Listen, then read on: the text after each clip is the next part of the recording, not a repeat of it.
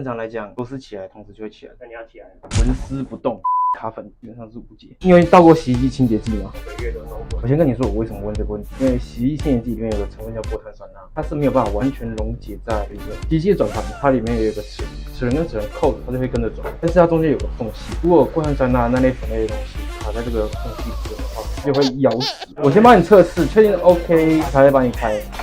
这样才正常来讲，螺丝起来，同时就会起来，纹丝不动，粘住了。中间的缝隙被粉类东西卡多严重，这种事情是很难判断。如果破的话，就要叫人来修。只要是粉类的东西，不管柠檬酸、小苏打、洗衣粉或洗衣清洁剂，就不要再用。正常洗衣机是没台都可以洗，有一些机器很怕洗衣机清洁剂这种东西，像日立、国际、三星就特别怕洗衣机清洁剂的粉，加进去之后，它们就很容易结死，然后就拆不起来。你要拆就会变成要破坏，就这样。